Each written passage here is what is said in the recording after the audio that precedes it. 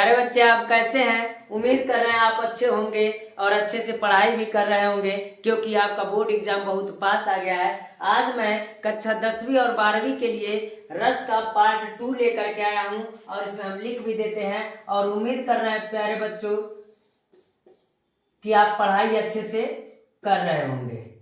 चलते हैं जरा। अगर हम कहेंगे कि इससे पहला जो पिछला वीडियो आप देखे होंगे, उस वीडियो में मैंने पार्ट 1 करके दिया था और कुछ रस उसमें बताए थे। आज मैं आपको बताऊंगा रौद्र रस क्या होता है। तो रौद्र रस क्या होता है? तो कह रहा है किसी नाटक, फिल्म या तस्वीर या किसी व्यक्ति के वेशभूषा, यानी किसी नाटक, फिल्म या तस्वीर को देख करके या किसी व्यक्ति के वेशभूषा को देख करके या अपमान को देखकर जो हमें क्रोध या गुस्सा उत्पन्न होता है ना, गुस्सा उत्पन्न होता है, वहां रौद्र रस होता है। और इसका स्थायी भाव क्या होता है प्यारे बच्चों? तो इसका स्थायी भाव क्रोध होता है। तो उम्मीद कर रहे हैं समझ गए होंगे। यानी रौद्र रस यानी क्रोध, गुस्सा आता है तो कह सकते हैं जब किसी नाटक, फिल्म या तस्वीर या किसी व्यक्ति के वेशभूषा या किसी के अपमान को देख करके जो गुस्सा उत्पन्न होता है उसे हम क्या कहते हैं? रौद्र रस कहते हैं। और इसका स्थायी भाव क्या होता है? इसका स्थायी भाव क्रोध होता है। तो इसका अगर उदाहरण कहें तो उदाहरण कर रहा है, खून उसका उबल रहा था,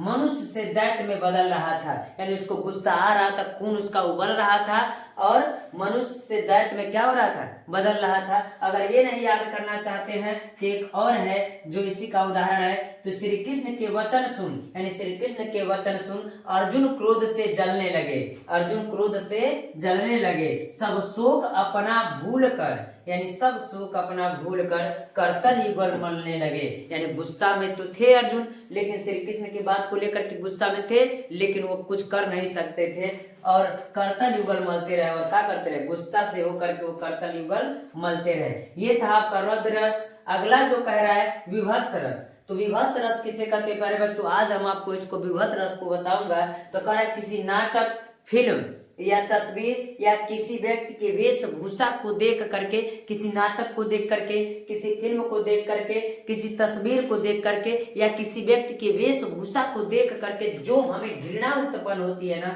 क्या उत्पन्न होती है? घृणा उत्पन्न होती है, वहां विभत्स रस होता है। इसका स्थायी भाव जिगुप्सा होता है। और मैं बता दूं आपको विभत्स रस किसे कहते हैं, सीधा जानिएगा। जिसको देख करके हमको घृणा उत्पन्न होती है उसे हम क्या कहते हैं? विभत्स रस कहते हैं। इसका स्थायी भाव क्या होता है? जुगुप्सा होता है। अगर इसका उदाहरण देखें तो कह रहा है आंख निकाल कर उड़ जाते हैं, आंख निकाल कर उड़ जाते हैं, क्षण भर उड़कर आ जाते हैं। यानी आंख निकाल करके उड़ जाते हैं और क्षण भर उड़ करके आ जाते हैं, सब खींच कर आ जाते हैं, सब खींच कर आ जाते हैं। सब मतलब लाश को खींच करके क्या करते हैं? आ जाते हैं। तो घृणा नहीं आएगा का? अगर कोई व्यक्ति कौवा हो चाहे कोई भी हो, किसी का आंख निकालेगा, खून बहेगा तो उसको देख करके घृणा आएगा ना। तो वही तरह सब खींच कर आ जाते हैं, चुभला चुभला कर खाते हैं और उसके शव को लाश करें चुभला चुभला करके क्या करते हैं? खाते हैं। तो इस प्रकार इसका उदाहरण हो गया प्यारे बच्चों। तो इस प्रकार हम कह सकते हैं। अगला जो आपका होगा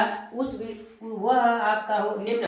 अगला जो रस है आपका वह भयानक रस है, जो कह रहा है किसी भयप्रद, यानी किसी भयप्रद वस्तु, यानी कोई भयानक वस्तु, भयप्रद जिससे डर लगे, व्यक्ति या वेशभूषा का ऐसा वर्णन या किसी वेशभूषा को देख करके जो हमें भय उत्पन्न होता है, किसी भयप्रद वस्तु को या व्यक्ति या वेशभूषा को देख करके जो हमें भय उत्पन्न होता है, जो मन में भय का संचार कर दे, यानी भय उत्पन्न कर दे, वहां भयानक रस होता है। इसका स्थायी भाव क्या होता है? इसका स्थायी भाव भय होता है।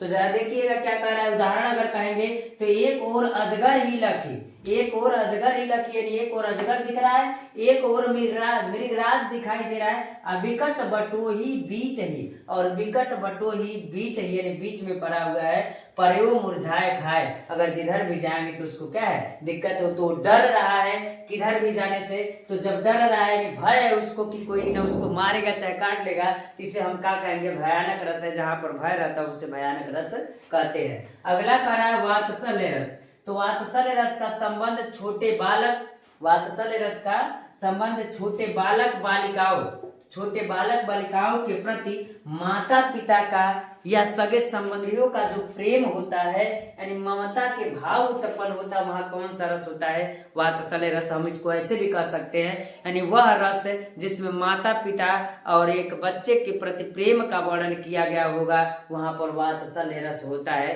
तो हम ऐसे भी कह सकते हैं, जब किसी बच्चों का उनके माता पिता के प्रेम का वर्णन किया गया हो, वहां पर वात्सल्य रस होता है। उसका अस्थाई भाव वात्सल्य होता है। कह रहा है कि देखिए क्या कह रहा है वात्सल्य रस, उठो लाल अब मुंह खोलो, उठो लाल अब मुंह खोलो, अब पानी लाई हूं मुंह धो लो।